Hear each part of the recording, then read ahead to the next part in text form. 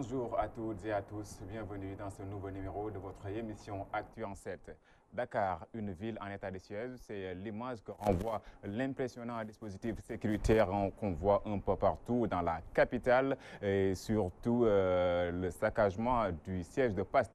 En parler, ce qui atteste de la violence qui règne dans le landerneau politique en cette période de pré-campagne. Nous allons en parler au cours de cette émission. Dans ce numéro, nous évoquerons aussi la sulfureuse affaire des 94 milliards, la réponse de l'accusé et le silence plus qu'inquiétant de la justice. Et nous ferons aussi cap sur l'international pour évoquer le cas Laurent Gbagbo, son acquittement par la CPI et son avenir politique en Côte d'Ivoire. Pour ce faire, Actu en 7 a le plaisir de recevoir cette semaine Karim Diakhaté, qui est journaliste spécialiste des questions africaines, qui est aussi le directeur de publication du magazine Le Panafricaniste et aussi coordonnateur de la rédaction de Africa Démocratie. Alors, monsieur Diakhaté, bonjour. Bonjour, Hassan. Alors, on le disait tantôt, l'environnement politique sénégalais est actuellement très tendu avec des violences qu'on note un peu partout. Mais arrêtons-nous d'abord sur ce qui s'est passé au siège de Pastef. Quelle lecture faites-vous de cet acte de vandalisme? Absolument, Hassan. Bon, permettez-moi déjà de vous remercier pour l'invitation. Maintenant, par rapport à la violence politique, je pense que bon, c'est quelque chose qui est quand même inscrit plus ou moins dans l'histoire politique du Sénégal. À chaque période d'élection, à chaque consultation électorale, traditionnellement, on assiste effectivement à un regain de violence. Maintenant, cela a une explication. Il faudrait d'abord commencer par essayer de disséquer les différents contours, en tout cas, de ce phénomène. Mais il faudrait convenir que depuis quand même l'indépendance, et même avant, il y a effectivement, disons, des axes de violence qui ont été constatés entre déjà les états-majors politiques et entre les partis politiques donc, et aussi au niveau même, au sein même de ces partis politiques.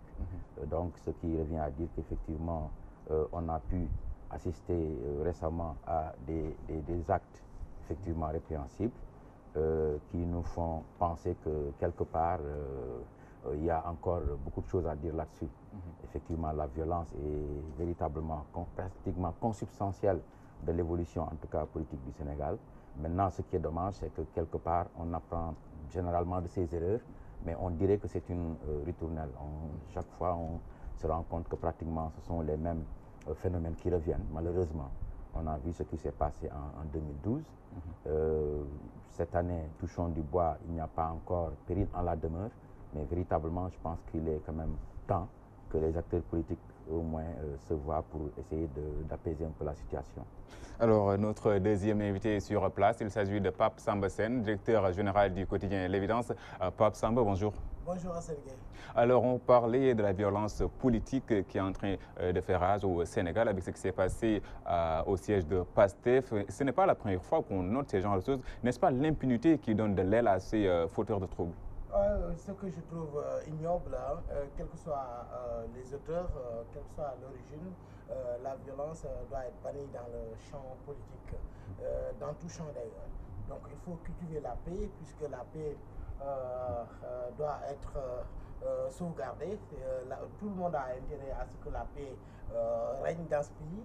Maintenant, cette violence-là, c'est vrai qu'elle doit être encouragée par, si vous voulez, l'impunité. Donc il faut que les autorités, à chaque fois puisque c'est souvent le pouvoir qui est indexé du doigt, c'est le pouvoir qui est garant de la sécurité et de la concorde de tous les citoyens, de tous les acteurs politiques y compris.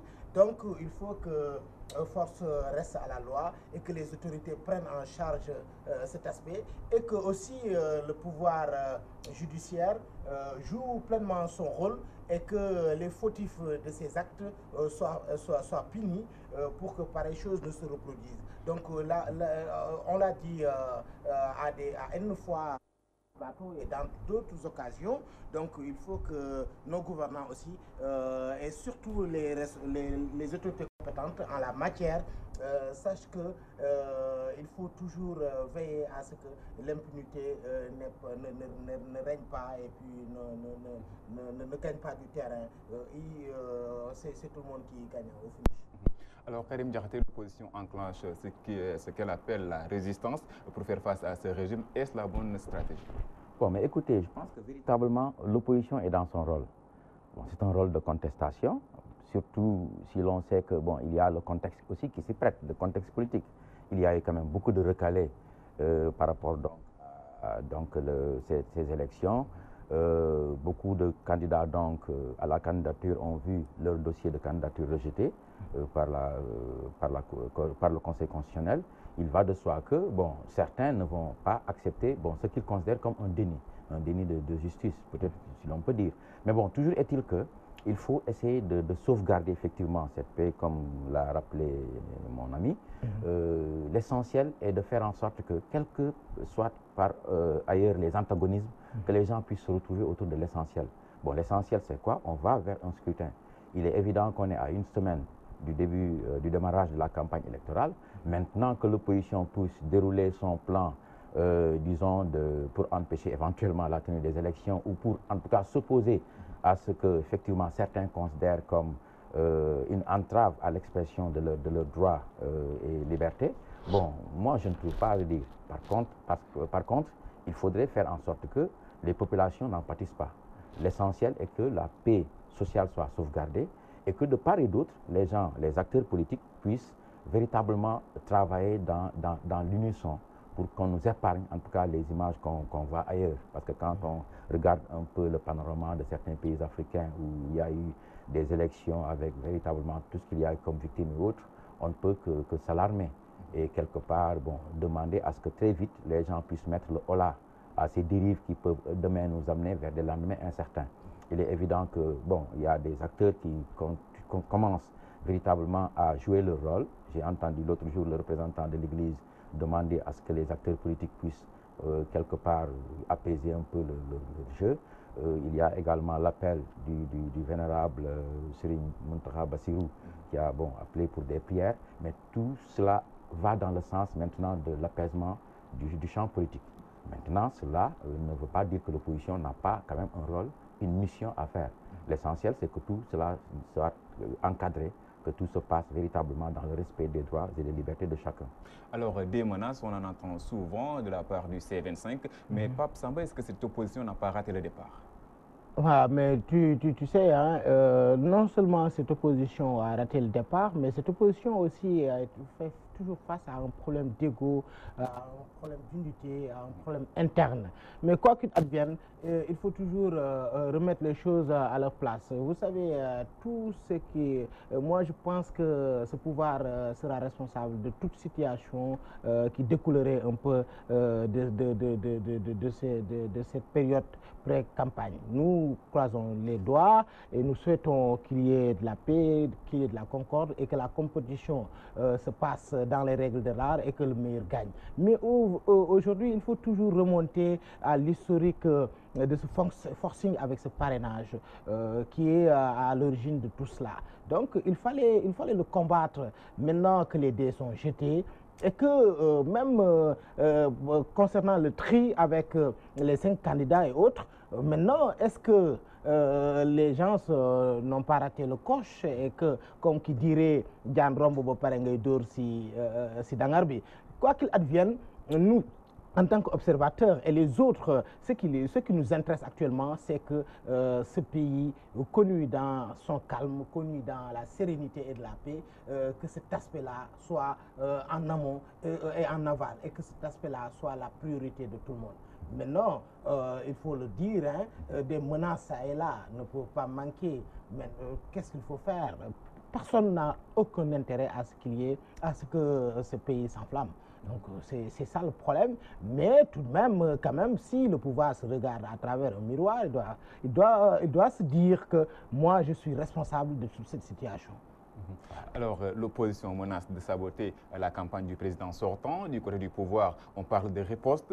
Comment analysez-vous l'attitude du président de la République qui menace de sanctionner les fauteurs de troubles au lieu d'appeler à l'apaisement? Bon, mais écoutez, je pense que de part et d'autre, il faudrait que les gens quand même puissent y aller mollo, quoi. Parce qu'en fait, s'opposer à la tenue d'élections me paraît quand même difficile dans le contexte actuel.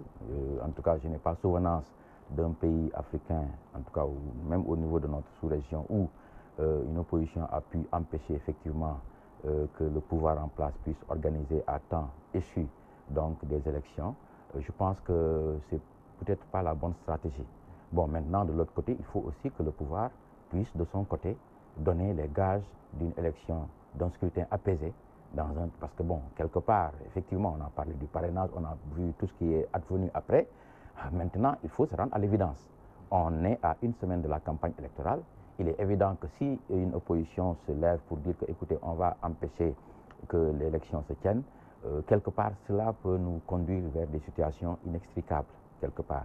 Il faudrait vraiment, dès maintenant, actionner les leviers de dialogue pour véritablement arriver à une solution qui puisse arranger tout le monde. Moi, je pense qu'il est possible de parvenir au moins à un maîtrise Vivendi qui ferait en sorte que quand même la classe politique puisse un peu, disons, comme on le dit, disons, apaiser un peu les cœurs et aller vers l'essentiel. Il est évident qu'il y a des candidats qui sont retenus pour donc aller à l'élection, que l'opposition puisse véritablement remettre un peu en fait, revoir un peu sa stratégie par rapport un peu à cette évolution, parce qu'il est évident que les 4 autres candidats qui vont être en face du président sortant, déjà eux sont dans la dynamique de commencer leur campagne. Il y aura véritablement un effritement, en tout cas en fait, l'opposition ne sera pas dans cette dynamique unitaire qui pourrait lui valoir éventuellement des succès. Mais cela ne veut pas dire que quelque part l'État, comme l'a dit effectivement Sen, l'État n'est pas quand même responsable de ce chien-lit, si on peut le dire. Maintenant que le président Macky Sall lui-même dise qu'il va prendre les mesures idoines pour véritablement assurer la paix et faire en sorte que, bon, force reste à la loi, mais c'est tout à fait normal pour quelqu'un qui a encore les rênes du pouvoir. Il est évident que dans quelques jours, dans quelques semaines, il sera un candidat comme les autres, mais comme il a la responsabilité de la paix sociale, il a la responsabilité donc de véritablement de garantir la quiétude pour tous les citoyens, il ne pouvait pas avoir une autre attitude. Bon, maintenant, il est évident, comme j'ai eu à le dire, que la société civile, que les autres leviers puissent être actionnés très rapidement pour que les gens puissent, en tout cas, arriver à une sorte de consensus. Parce que moi, je dis qu'on ne peut pas dire qu'il est trop tard pour véritablement parvenir à des accords quelque part, pour faire en sorte que cette campagne vers laquelle nous allons, cette campagne électorale puisse être, disons, menée dans la quiétude. Bon, maintenant, toute autre solution va nous conduire vers, en tout cas, vers l'inconnu. Ce sera un saut dans l'inconnu que personnellement, je ne voudrais pas que voir éventuellement. Pour partager l'avis de mon ami et le renforcer, moi je pense que la seule voie de salut qui tienne actuellement pour l'opposition est d'utiliser, à défaut de griève, on mange les merles. C'est-à-dire, actuellement, il faut que leur bloc avec le C5 et leur unité soit une sincérité et qu'ils essaient actuellement de parer à toute éventualité et de mettre leurs atouts de leur côté. Actuellement, les dés sont jetés pour que, au moins, si c'est sincère que eux, ils veulent un changement, qu'ils puissent descendre sur le terrain et essayer de décrocher le maximum d'électeurs pour pouvoir arriver à leur fin. Mais vous savez, l'opposition sénégalaise, le grand problème de cette opposition, c'est qu'au fond d'eux-mêmes, il n'y a pas cette sincérité dans le compagnonnage. Donc actuellement, et ça fait toujours l'affaire du pouvoir. Vous savez, vous avez écho de grosses pointures actuellement qui ont eu à faire jusque-là face à Macky Sall et actuellement qui sont à un pied du palais. On peut citer Aïssata Tall Sall et d'autres, et Macky Sall et Mansour Sy Djamil. Donc Macky Sall va continuer à manœuvrer puisque c'est lui qui a les manettes. Mais par contre, l'opposition gagnerait à être sincère dans ce compagnonnage et à regarder en face les réalités actuellement de cette élection qui est pour demain. Demain jamais ne vient. Donc, en quelque sorte, c'est cela. Il faut qu'ils essaient de sortir de leur salon, de la VDN entre les deux permanences et qu'ils sachent qu'actuellement, pour cette élection, je pense que le pouvoir tient à ce que cette élection ait lieu. Effectivement, alors Karim Diakhaté, 27 candidats ont déposé leur dossier de parrainage au Conseil constitutionnel. Finalement, on a 4 candidats de l'opposition. Est-ce une chance?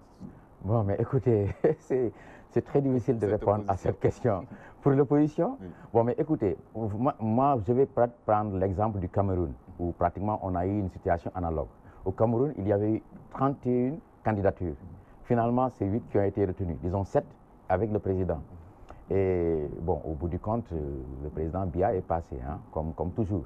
Bon, maintenant, pour le cas du Sénégal, c'est un peu différent. Est-ce que l'opposition a une chance? Mais bien sûr, on ne va pas à une élection pour la perdre. Il y a effectivement, en tout cas, des gens au niveau de ces 4 candidats. Il y a au moins l'ancien Premier ministre Idrissa Seck, qui est quand même, bon, même si ses résultats lors des dernières élections n'ont pas été à la hauteur, en tout cas, de ses espérances, il est quand même un homme qui compte et qui pourrait éventuellement engager demain des soutiens même insoupçonnés. Il y a Maître Madické Niang qui, quelque part, peut représenter une alternative pour le PDS. Bon, même si certains le rejettent, je ne sais pas si vous vous souvenez, lors d'une précédente émission, j'avais parlé d'un éventuel, disons, candidat à prime. Je disais qu'il pouvait être effectivement le plan à prime du Parti démocratique sénégalais. À cette époque-là, c'est cette éventualité que je percevais. Il pouvait être éventuellement un candidat qui ne serait pas adoubé par le PDS, qui ne bénéficierait peut-être pas du soutien du PDS, de la direction du parti, mais qui, disons, comment dire, par infraction ou effraction, disons, se porterait pour candidat, pour éventuellement donc porter la candidature du PDS, pour ne me répéter. Bon, maintenant, dans ce cas précis, on va voir l'attitude de Maître Wade. On attend Maître Wade pour qu'il se prononce par rapport un peu à cette candidature. On a eu écho de certaines déclarations au niveau de la presse, mais on ne l'a pas encore attendu. Il y a eu des échanges épistolaires avec Madické Niang, si vous vous rappelez. Mais pour ce coup-ci, on n'a pas encore vu ni un courrier de Maître Wade, ni en tout cas une intervention audio pour véritablement voir si effectivement Maître Madické Niang pourra bénéficier du soutien de son parti. Parce que, bon, certains disent qu'il est exclu du PDS, mais il n'en conserve pas moins toujours le poste de député. Donc ça, c'est quelque chose. Maintenant, il y a également les nouveaux venus sur la scène politique. Quelqu'un comme Ousmane Sonko, qui bénéficie d'un capital de sympathie extraordinaire, véritablement qui peut lui valoir en tout cas une certaine réussite. Il y a également le cas du PUR, qui s'est classé 3e de l'ordre des législatives passées. M. Issa Sall, effectivement, qui bénéficie, lui comme Sonko, également d'un capital sympathie. Maintenant, dire que cette opposition va, disons, partir à une élection gagnée d'avance par le président sortant, non, quelque part une élection, il faut y partir avec maintenant un programme et une proposition alternative, avec véritablement, en tout cas, des débats qui vont se faire. Et en ce moment-là, le peuple souverain choisira. Même si quelque part certains disent que les dés sont pipés, une élection, on y va pour la gagner éventuellement, non pas pour figurer. Maintenant, attendons de voir ce que demain nous réserve. Alors, il y a 2 pôles qui se dégagent, vous l'avez évoqué, Karim Media-Diakhaté, le pôle de ceux qui sont sortis des partis traditionnels, on peut citer Idrissa Seck et Madické Niang. De l'autre côté, les nouveaux venus sur la scène politique avec un capital sympathie impressionnant. Ne faudrait-il pas pour cette opposition essayer de renforcer ces 2 pôles pour prétendre à un second tour? Ah oui, moi-même, à tort ou à raison, moi je pense, je fais partie de ceux qui croient dur comme fer qu'un second tour est inéluctable. Maintenant, le rouleau compresseur du pouvoir est là, et puis la réalité politique depuis l'aube du temps est qu'un président sortant, il est toujours peut-être, si vous voulez, passez-moi le mot, il est toujours favori. Par contre, il est vrai que Idrissa Seck, avec l'ancienneté et la constance dans l'opposition, a des atouts réels. Maintenant, Madické Niang, il peut puiser du PDS. Et puis, quelles que soient les divergences avec Wade, n'oubliez pas que Wade est une bête politique très connue. Même Wade a eu à aller prêter main forte à Aïssata Sall lorsque les intérêts de Aïssata étaient remis un peu en jeu par le tout-puissant Racine Sy. Ce Wade, avec le contentieux de Karim Wade, avec le méli-mélo concernant un peu ses attributs d'anciens chefs d'État, moi je penserais que ce même Wade peut même s'aligner au diable, excusez-moi du terme, pour pouvoir arriver à ses fins. Maintenant, le pur avec la réalité religieuse du marabout qui est en quelque sorte le patron moral, entre guillemets, et Issa Sall et tout ce qui est en train de faire, et ainsi Sonko qui est, qui est devant les projecteurs, quoi qu'il advienne, et qui est combattu parce que là, il jouit de la sympathie, de la popularité d'une manière extraordinaire. Maintenant, l'opposition, comme je vous ai dit, a des atouts aussi très sûrs. Donc, actuellement, il faut mettre les atouts en valeur et avancer pour que cette élection-là puisse leur être un peu favorable. Maintenant, qu'est-ce qu'il faut faire? Est-ce qu'il faut continuer à attiser le feu, à tournoyer autour de détails et ne pas regarder les réalités politiques en face, les réalités de terrain, les réalités de grands électeurs, les réalités de discours, de programmes, pour que ces atouts puissent être en valeur. Donc moi-même, je crois dur comme fer que second tour avec tout ce qui est là comme réalité politique au niveau de l'opposition et atout aspect. Donc ça pourrait être l'élection présidentielle pourrait même nous offrir un second tour, même si le pouvoir ne veut pas l'entendre de ce terrain. Alors, quelle attitude pour le Parti démocratique sénégalais et les khalifistes après l'invalidation des candidatures de Karim Wade et de Khalifa Ababacar Sall? Bon, mais vous avez vu, c'est bon, une sorte d'amertume, c'est tout à fait normal. Bon, c'est vrai que quelque part, les deux camps ont tellement porté le combat de leur candidat que véritablement la désillusion a été très, très amère. Ça, il faut le dire. Bon, maintenant, quelle sera leur attitude? Bon, attendons de voir. Mais en tout cas, toujours est-il que quelque part, que ce soit Khalifa Sall ou Karim Wade, en l'occurrence le PDS, on peut les considérer toujours comme des faiseurs de roi. Il est évident qu'en tout cas pour cette opposition dont on parlait, il pourrait éventuellement bénéficier en tout cas du soutien de ces deux gros morceaux en fait quelque part politiques. Bon, parce que quelque part Karim Wade, il a l'appareil du Parti démocratique sénégalais, quoi qu'on dise, même si quelque part on parle d'effritement du PDS, mais il y a toujours la base qui, en tout cas, croit mordicus que véritablement Karim est leur candidat. Bon, maintenant, la donne a tellement évolué que véritablement, on ne peut pas dire que on va sortir de cet imbroglio. Maintenant, ce qu'il faudrait, il faudrait faire en sorte que, quelque part, aussi bien les partisans de Khalifa Sall et de Karim Wade puissent, avec d'autres, hein, avec les autres 25, 23 recalés, véritablement voir quelle dynamique ils pourraient créer autour, en tout cas, des candidats qui ont été validés. Moi, je vois, personnellement, en tout cas, je vois très, très mal le fait que certains se disent, bon, écoutez, nous, on est de l'autre côté, on veut empêcher que le jeu démocratique continue, et que de l'autre côté aussi, les candidats qui ont déjà pris le chemin donc, de la confrontation puissent revenir sur cela. Vous voyez que Idrissa Seck, l'ancien Premier ministre, participe aux actions du CR25. Peut-être qu'il en sera le principal bénéficiaire, tant mieux pour lui. Bon, maintenant, véritablement, voyons les choses en face.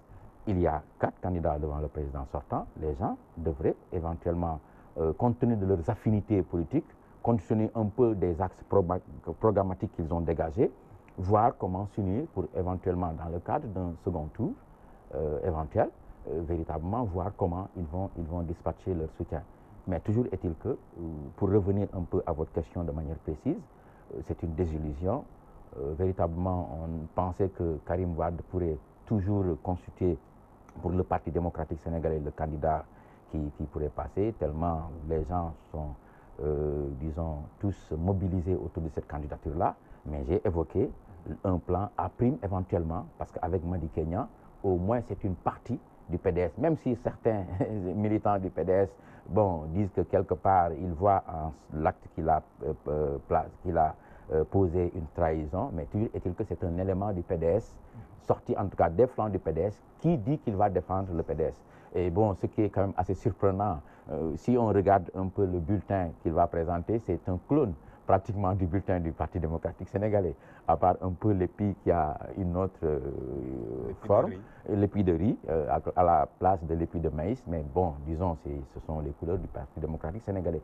Attendons, comme je l'ai dit tout à l'heure, disons que le secrétaire général, en l'occurrence Maître Wade, se prononce et que le candidat lui-même, Karim Wade, se prononce pour qu'on puisse savoir maintenant à quel sein nous vouer. Jusqu'à présent, le PDS refuse d'aller à ces élections dans ces conditions. Ne pas choisir un candidat de l'opposition, n'est-ce pas, Adoubé Macky?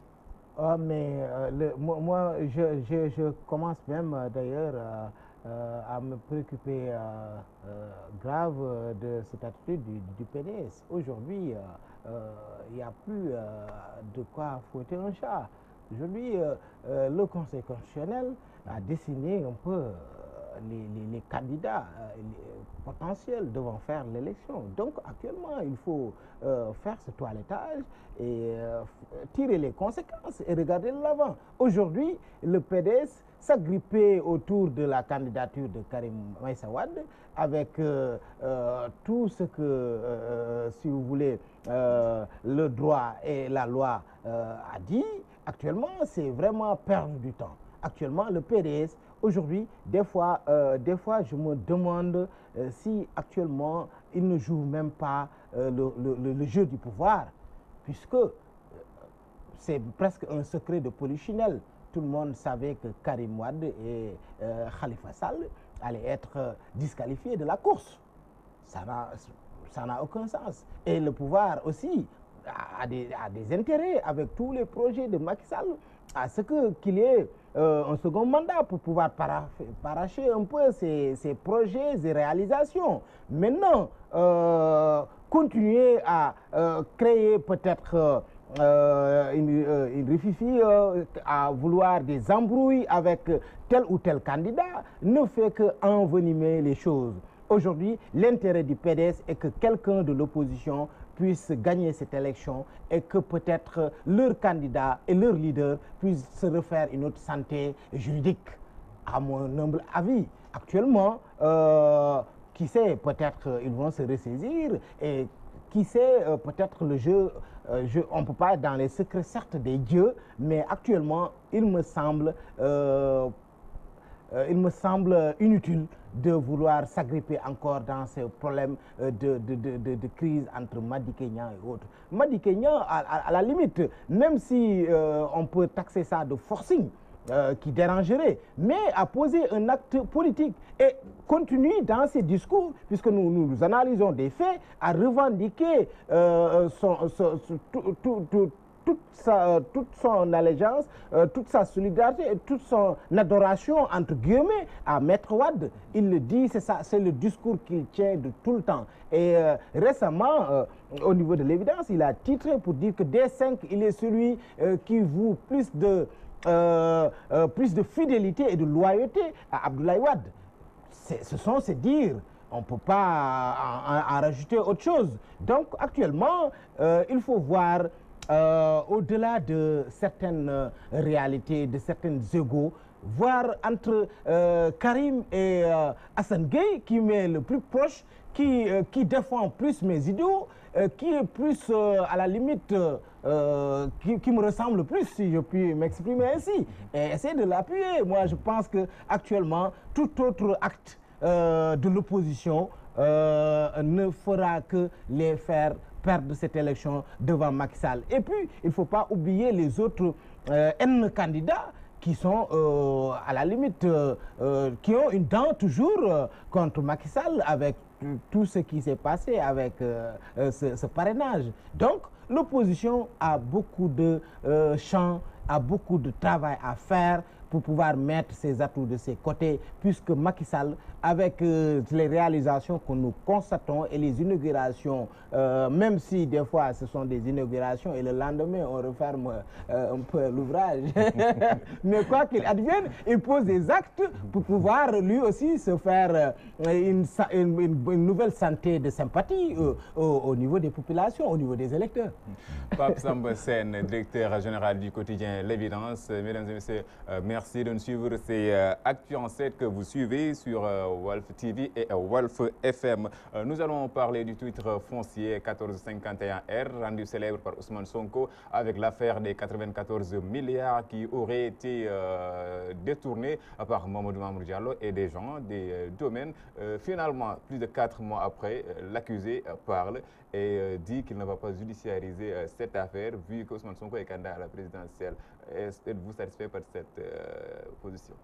Bon, mais écoutez, je pense que, convaincu. bon, quelque part, bon, oui et non, parce que vous savez, je pense que quand effectivement le leader de PASTEF, Ousmane Sonko, a sorti cette affaire, hein, ça remonte à 2 ou 3 mois, hein, en fait, un peu plus de 2 mois, 3 mois, disons, il y avait comme un mutisme, hein, il y avait véritablement un silence sur toute la ligne. Et vraiment, tout dernièrement, effectivement, il y a eu cette sortie du directeur des domaines dans l'Obs, je crois, pour un peu expliquer un peu les tenants et les aboutissants de cette affaire. Et il y a eu effectivement, hier également, l'intervention du ministre des Finances, Amadou Ba, à l'Assemblée, un peu pour clarifier en fait cette affaire. Bon, ce que je déplore, hein, comme beaucoup de monde, certainement, c'est tout le temps qu'il y a eu en fait pour qu'on ait ces réponses-là. Bon, c'est vrai que le contexte politique est fait de surenchère, est fait d'amalgame, hein, d'approximation et autres, mais quand effectivement Ousmane Sonko en parlait, les gens attendaient effectivement une réponse rapidement.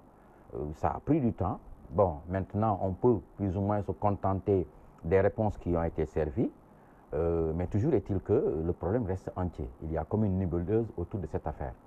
Bon, personnellement, d'ailleurs, j'ai apprécié, hein, pour un peu aller dans cette lancée, la réaction d'une organisation comme le Forum du Justiciable de mon ami Boubacar Ba, qui a donc saisi le procureur aux fins de tirer en tout cas au clair cette affaire.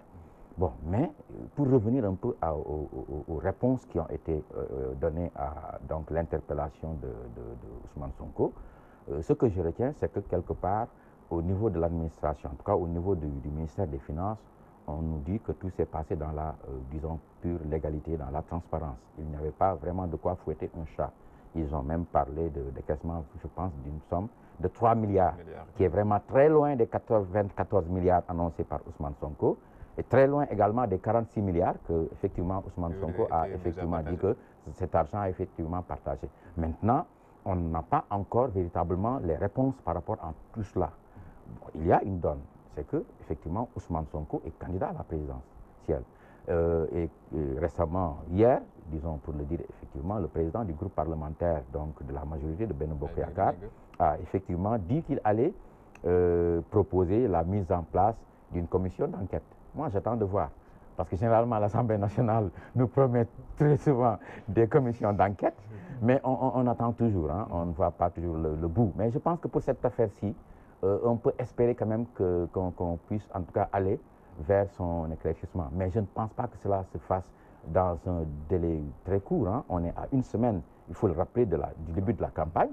Bon, Ousmane Sonko est député, mais il est également candidat, disons, à la présidentielle. Je ne sais pas maintenant comment va s'organiser son audition, parce qu'il sera certainement, disons, auditionné par ses collègues députés par rapport à cette affaire. Il nous avait promis effectivement des preuves, mais il faut rappeler aussi que Ousmane Sonko avait saisi très tôt le procureur pour qu'il se prononce par rapport à cette affaire. Le procureur était resté à faune. Bon, maintenant, attendons de voir ce que effectivement cette commission d'enquête va donner. Mais toujours est-il que je ne pense pas qu'en l'état actuel des choses, on puisse avoir ne serait-ce qu'un début de clarification par rapport à cette affaire. Il faudra certainement, bon, je ne dis pas que les réponses servies par le ministre des Finances ne me suffisent pas, hein. C'est quelque part quelque chose qu'on peut comprendre. Bon, véritablement, de manière administrative, on peut effectivement penser que les choses se sont déroulées comme telles, mais attendons effectivement de voir avec la commission d'enquête et ce qui va en advenir véritablement sur quel pied danser. Alors, Ousmane Sonko, en donnant cette information, avait dit qu'il avait saisi et le procureur, et l'OFNAC, et l'IGE. Ceux qui ont été accusés n'ont pas parlé pendant des mois. Aujourd'hui, ils ont parlé. Mais comment comprendre le silence de la justice par rapport à tout ça? Non, mais vous savez, on va encore enfoncer une porte ouverte avec beaucoup de dossiers au niveau de l'OFNAC, au niveau de l'IGE et des autres corps de contrôle, des dossiers qui dorment.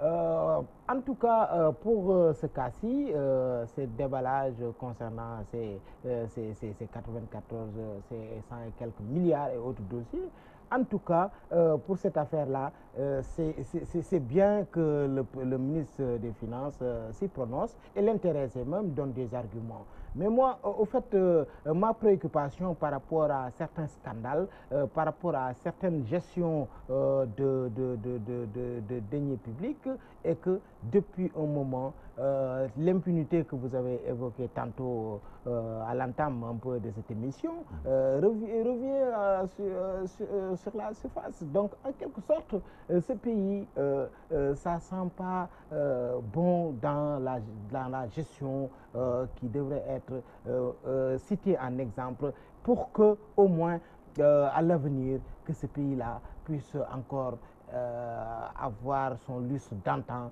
côté gestion des deniers publics, côté, si vous voulez, management un peu des corps au plus haut sommet de l'État. Donc, il faut pas peut-être couvrir Massamba ou Mademba pour la simple raison que c'est un militant ou un responsable. Il faut que li Sénégalais yëpp moom ñu gën ko aar ñu téye ko kenn bañ ko sax-saxee noosee ko.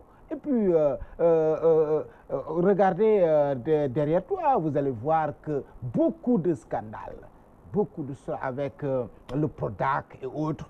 Imaginez un ministre qui a été mouillé, limogé la nuit, qui revient à cause de je ne sais quoi devant le tapis et qui est encore dans le gouvernement, et tant d'autres, et tant d'autres.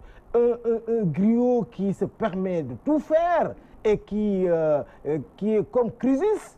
Mais nous aussi, les journalistes et les observateurs et les politiques sont des citoyens qui ont des amis, qui ont des échos, qui conduisent leur voiture, qui marchent à pied et qui ont des échos de certains faits. Donc, il faut que tout ce qui est comme acquis depuis 1960 ne soit pas bafoué parce que tel président ou tel président veut juste un second mandat et que la justice est malléable, manipulable à des fins et que les magistrats, même s'il y en a qui sont très crédibles, jouent ce jeu.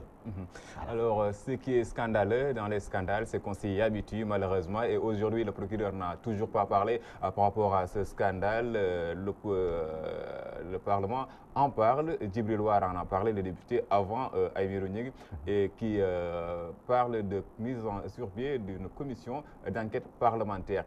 Est-ce qu'il y a de la légitimité vu que ceux qui donnent cette information ou bien ceux qui veulent mettre sur pied cette commission parlementaire, d'enquête parlementaire sont des partisans de ceux qui sont accusés? Bon, mais écoutez, de toute façon, une commission d'enquête parlementaire, j'imagine, hein, qu'elle soit mise en place par la majorité ou autre, ne peut pas empêcher la manifestation de la vérité, si tant est que les acteurs sont animés du souci effectivement de trouver de démêler ce qu'on appelle éventuellement les fils de l'écheveau. Bon, mais pour en revenir un peu à cette situation un peu ubuesque, il faudrait effectivement reconnaître quand même que Ousmane Sonko avait très tôt alerté, en tout cas par rapport à ce problème. Par la suite, il y a eu les développements qu'il y a eu au niveau de la presse. Certains l'ont attaqué un peu, même pour un peu mettre en cause lui-même sa bonne foi. On l'a même rétorqué que lui-même, il était partie prenante dans cette affaire qu'il dénonçait. On a parlé de 12 milliards de commissions qu'il demandait. Mais toujours est-il que l'opinion, les Sénégalais, les populations, en tout cas d'une manière générale, ont le droit de savoir véritablement l'utilisation, en tout cas, de certains biens publics. Bon, même si, effectivement, ce titre foncier, hein, 1451R, c'est peut-être un titre privé. Bon, l'utilisation qui a été faite un peu des montants décaissés ou encaissés par d'autres, ça reste toujours une nébuleuse, comme on a eu à le dire. Il faudrait que, véritablement, qu'une commission d'enquête, qu'elle soit mise en place par la majorité ou par, en tout cas, les députés dans leur ensemble, puisse nous édifier par rapport à ça. Mais personnellement, je dis que moi, je n'ai pas tellement... crois pas tellement en ces commissions d'enquête qu'on nous donne comme ça. Parce que très souvent, il y a eu sur des affaires un peu plus, bon, je ne dirais pas plus sérieuses, mais sur d'autres affaires précédentes, on a attendu très longtemps la mise en place de commissions, on n'a rien vu. D'autres commissions d'enquête ont eu à mener des investigations. Jusqu'à présent, on attend des résultats. Bon, mais que le président donc, du groupe parlementaire de la majorité le dise, bon, accordons-lui quand même le bénéfice, en tout cas, de vouloir que les choses soient claires. Mais je rappelle qu'on entre dans une période donc, de campagne électorale. Ousmane Sonko, le principal accusateur qui dit détenir les preuves de ces dires, et en tout cas va entrer sur le terrain politique pour un peu véritablement dérouler sa campagne, est-ce qu'il sera possible de l'auditionner pour éventuellement lui tirer les marrons du feu, entre guillemets, pour ne pas anticiper sur d'autres événements. Mais toujours est-il qu'il faudrait que l'opinion soit édifiée par rapport en tout cas à toutes ces accusations et contre-accusations. Bon, Ousmane Sonko est un leader politique qui sait certainement où il met les pieds.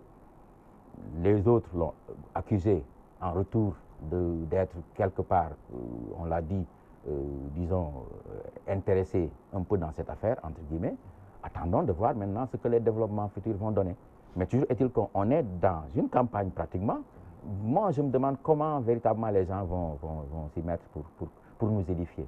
Alors, Pape Samba Sène, avez-vous confiance à cette commission? Non. Non. Un non catégorique, un niet très catégorique. Je suis très sceptique et ça ne m'inspire aucune confiance avec ce qu'on a vu jusque-là au niveau de l'Assemblée. Donc, le président du groupe parlementaire, Almir Ning, est en train de faire un peu dans la politique politicienne pour peut-être plaire à la galerie. Tant que cette enquête-là n'a pas débuté, moi je pense que c'est juste une déclaration pour faire dans la politique, comme à l'accoutumée. Aujourd'hui, Ousmane Sonko, il est candidat un peu à l'élection présidentielle. Ce Ousmane Sonko aussi, il faut le reconnaître, même si des fois il prend trop de risques, puisque quand on donne des coups, on doit accepter d'en recevoir. Il faut le reconnaître que Ousmane Sonko, parmi un peu les réalités qui font que sa popularité a eu à grimper, à hisser, il y a eu toujours ces révélations. Donc il est dans sa logique. Te nenañ galgal bi ub lamb ja kenn du ko yóbbante dañ ko yóbbaale. Ousmane Sonko est une réalité politique avec ses dénonciations.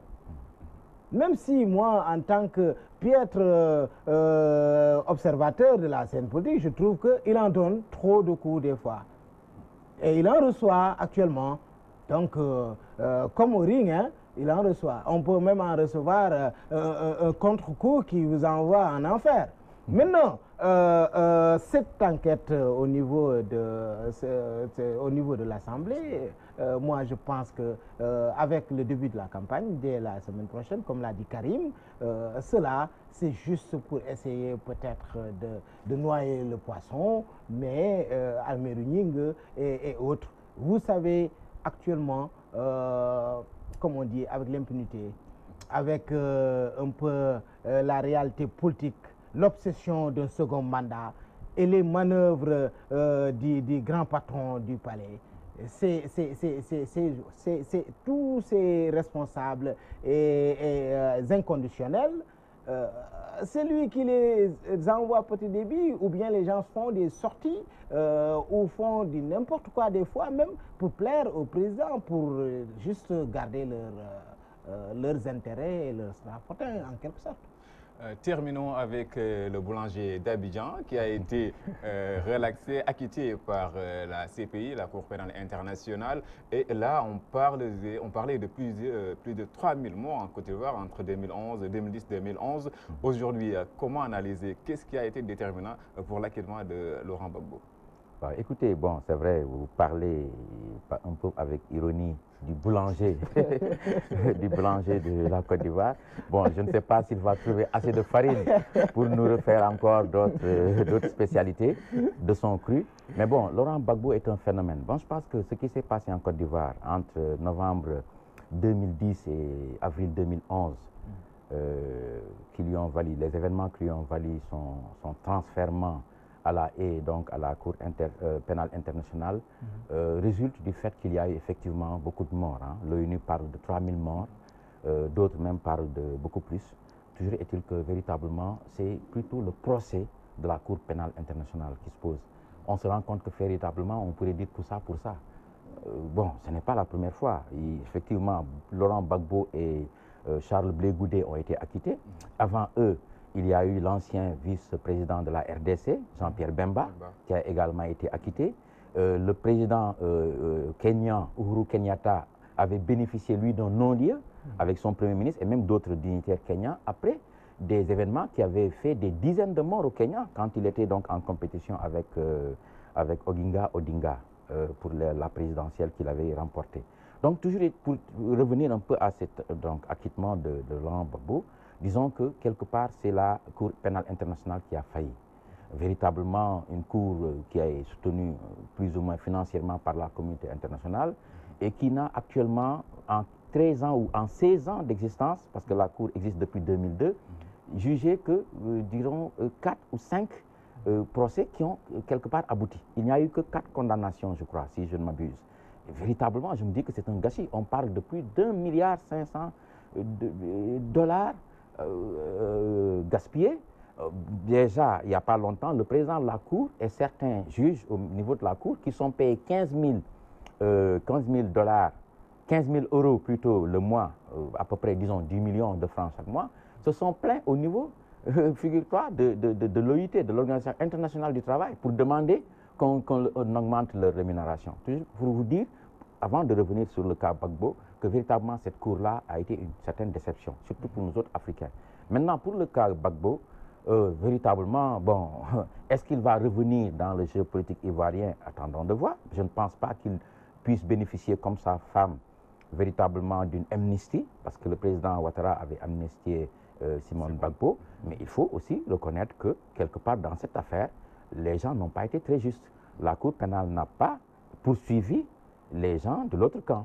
Les gens se sont juste contentés donc de prendre Gbagbo et Blé Goudé, alors que dans l'autre camp, effectivement, il y avait des gens qui étaient suspectés d'avoir commis des crimes contre l'humanité. Donc c'est une affaire qui est quand même assez déplorable.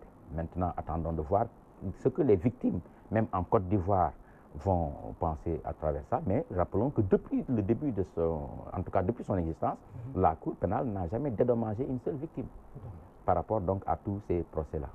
Alors, Pape Samba Sène, est-ce qu'on peut s'attendre à une redistribution des cartes sur l'échiquier politique en Côte d'Ivoire avec cet acquittement? Mais pourquoi pas? Moi j'ai deux choses. D'ailleurs, je joins mon ami Karim concernant un peu le manque de crédibilité un peu de cette Cour pénale internationale et de certaines institutions d'ailleurs internationales. L'affaire Habré est fraîchement encore un peu dans nos mémoires. Et de là, je salue peut-être l'humanité et la générosité de Ouattara, qui a reçu beaucoup de coups venant de Gbagbo. Mais l'amnistie de Ouattara concernant l'épouse de Gbagbo a été déterminante dans cette affaire-là. Mais vous savez, ces institutions internationales, avec tout ce que l'on y gagne, des fois cela prend le dessus un peu sur le droit, sur la réalité. Tout le monde sait que sous le magistère un peu de Gbagbo, la Côte d'Ivoire, avec ses commandos de mort, avec ses disparitions, avec un peu ses privations de liberté, et jusqu'à Gbagbo, même ce Ouattara, a été contraint un peu à l'exil, avec un peu l'ivarité et tout ça qui a été installé. Donc aujourd'hui, vouloir le remettre en selle, forcément crée une nouvelle redistribution un peu des cartes au niveau de Côte d'Ivoire. Mais cela renvoie aussi, concernant un peu l'attitude de Ouattara, au pardon. Vous savez, le pardon, il est divin. je fais un clin d'œil à au Sénégal, avec le grand patron qui est là. Il faut toujours pardonner des fois. Puisque suñu borom bu la dénkee yat joxul la ko mais da nga war a baale. Donc vous savez, moi c'est ça, c'est un peu là où j'en veux un tout petit peu aux responsables, à nos nouvelles autorités qui sont là. Donc il faut, à la limite, comme je l'ai analysé il y a de cela plusieurs mois, moult mois d'ailleurs, il fallait juste donner l'opportunité à ceux qui veulent compétir, à compétir dans la sérénité. Mais que le meilleur gagne. Si vous dites que vous êtes le roi des arènes, vous êtes le plus fort, et vous dites non, je ne vais jamais combattre à Assane Gueye, vous le mettez, si vous voulez, dans la boue, vous essayez de le mettre en prison, vous l'évincez. Et vous créez toujours des gens, vos propres adversaires. Vous savez ce que cela donne. Donc, au fait, entre nous, de toute façon, ce qui est important est que, concernant la crédibilité de la Cour pénale internationale, c'est une nouvelle affaire qui est en train vraiment d'encore de renforcer l'incrédibilité un peu de cette Cour. Alors, Laurent Gbagbo n'exclut pas de participer à la prochaine présidentielle. Il a écrit dans son livre qui a été réédité quelques semaines avant son acquittement. Mais à qui peut profiter son retour dans le jeu politique? Bon, mais écoutez, même si éventuellement Laurent Gbagbo restait en Europe, en Belgique ou ailleurs, véritablement son acquittement, effectivement, trace une nouvelle perspective en Côte d'Ivoire. On a vu récemment qu'il y a eu une dislocation un peu de la majorité. Avant, il y avait le RHDP où il y avait le PDC, RDA et le RDR. Donc, Henri Konan Bédié et Alassane Ouattara sont partis chacun de leur côté avec ce qu'ils avaient. Et ce qui est intéressant dans cette affaire, c'est que Pascal Affi-N'Guessan, qui était véritablement un second de Laurent Gbagbo, avait créé son FPI. Récemment, il a déclaré, avec la décision de la CPI, qu'il était prêt, effectivement, à revoir véritablement donc, un peu ses notes pour revenir avec, disons, l'ancienne famille FPIste, pour qu'ils reviennent, en tout cas, plus fort. De l'autre côté, dans le camp Ouattara, on sait que le président de l'Assemblée nationale, Soro Guillaume, est quelque part intéressé par la prochaine présidentielle. Alassane Ouattara avait parlé il n'y a pas longtemps de l'alternance générationnelle qu'il allait encourager. Dans son cas même, il y a Ahmed Bakoyogo qui bouge un peu. Mais toujours est-il que si Laurent Gbagbo revient en tout cas en selle, beaucoup de choses vont évoluer en Côte d'Ivoire. D'autant plus qu'il faut se rappeler que quand il perdait face à Alassane Ouattara, il était crédité de 48% de l'électorat. Et véritablement, il a encore des soutiens en Côte d'Ivoire.